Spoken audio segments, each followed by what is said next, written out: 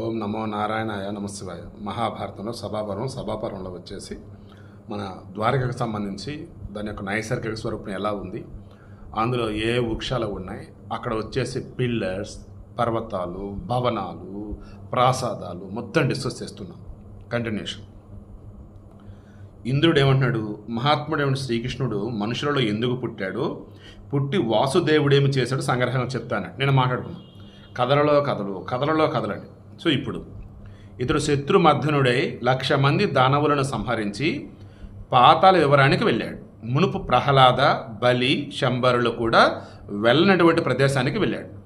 అక్కడి నుండి ఈ ధనరాశులన్నింటి కూడా మీకు తీసుకుని వచ్చాడు.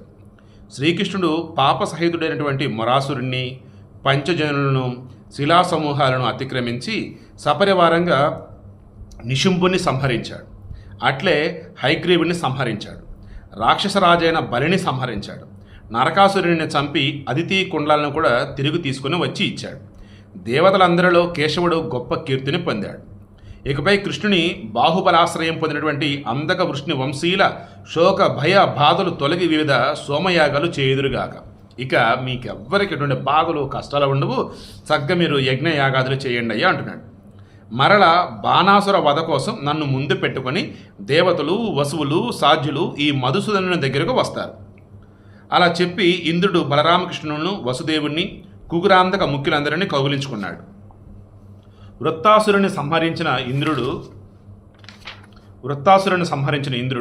ప్రద్యుమ్న, సాంబ, నిషట, అనిరుద్ధ, సారణ, బభ్రు, జల్లి, గద, భాను, చారుదేష్ణ, సారణ, అక్రూరులను సత్కరించి మరల సాత్వికతో మాట్లాడాడు.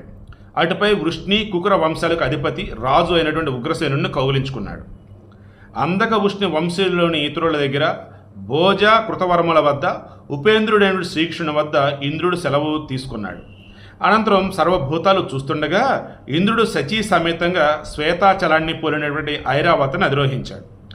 ఐరావతం తన నోటి నుండి వెలువడే ఘీంకారాలతో భూమిని, అంతరిక్షాన్ని, స్వర్గాన్ని ప్రతిధ్వనింపచేస్తున్నట్టుగా ఉంది. దానికి ఇరువైపులా బంగారు యంత్రాలు కూర్చబడ్డాయి. దాని కొమ్ములు బంగారంతో చేయబడ్డాయి. దానిపై కప్పబడినటువంటి కంబలి నవరత్నాలతో అలంకరింపబడి ఉంది.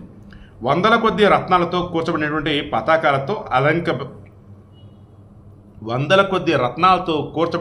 పతాకాలతో అలంకరింపబడి ఉంది. మేఘం నీటిని కురుస్తున్నట్టుగా అది నిరంతరం మదజలాన్ని స్రవిస్తూ ఉంటుంది. మహాకాయం గల దిగ్గజం స్వర్ణమాలను ధరించి ఉంది. దానిపై ఉన్నటువంటి ఇంద్రుడు మంద్రాచల అగ్రహానికి వెళ్ళేసరికి సూర్యునిలా ప్రకాశిస్తున్నాడు. అనంతరం శచీపతి అయినటువంటి ఇంద్రుడు వజ్రమయం, భయంకరం, విశాలమైనటువంటి అంకుశాన్ని తీసుకుని అగ్నిదేవునితో పాటు స్వర్గలోకానికి వెళ్ళాడు. అతని వెనుకనే మరుద్గణాలు, కరేణ గజ సమూహాలతో, కుబేర వరుణాదులు విమానాలతో ప్రీతులై అనుసరించి వెళ్ళారు. ఆ ఇంద్రుడు వాయుపదాన్ని, అటుపై వైశ్వానర పదాన్ని, ఆపై సూర్యపదాన్ని చేరి అక్కడే అంతర్ధానమయ్యాడు.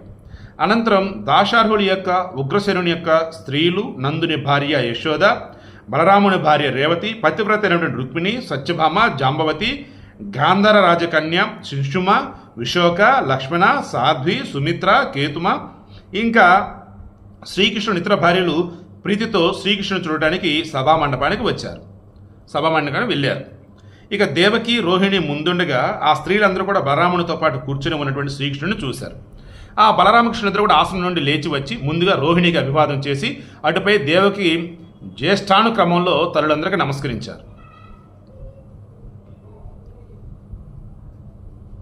ఇక బలరామునితో పాటుగా శ్రీకృష్ణుడు అందరికీ నమస్కరించాడు. తర్వాత వృష్ణి వంశీయ స్త్రీలలో పెద్దదైన దేవకి ఒక శ్రేష్టమైనటువంటి ఆసనంపై కూర్చొని రామకృష్ణుని తన ఒడిలో కూర్చుండబెట్టుకుంది. మిత్రావరణులతో దేవమాత వలె పుత్రులైన రామకృష్ణులు ఇరువురితో దేవకి దేవి శోభిల్లింది. ఆ పిమ్మట యశోద యొక్క కూతురు క్షణంలో అక్కడికి వచ్చింది. ఆమె శరీరం మహోజ్వలంగా ప్రకాశిస్తున్నది. కామరూపిణి అయినటువంటి ఆమెను ఏకానంగ అని అంటారు. సో యశోద యొక్క కూతురు ఏకానంగ. ఆమె నిమిత్తంగానే శ్రీకృష్ణుడు సపరివారంగా కంసుని సంహరించాడు. ఆ తర్వాత బలరాముడు ఆమెను సమీపించి శిరస్సుపై ఆఘ్రానించి ఆమె ఎడమ చేతిని పట్టుకున్నాడు. శ్రీకృష్ణుడు ఆమె కుడి చేతిని పట్టుకున్నాడు.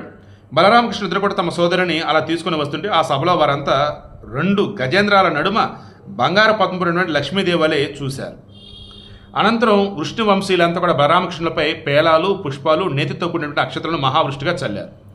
బాలురు, వృద్ధులు, జ్ఞాతులు, బంధువులు, తన వంశీయులు అంతా కూడా ఆనందంతో శ్రీకృష్ణుడి దగ్గర కూర్చున్నారు.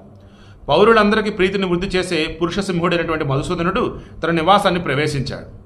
రుక్మిణీదేవితో కూడి సుఖంగా ఆనందించాడు.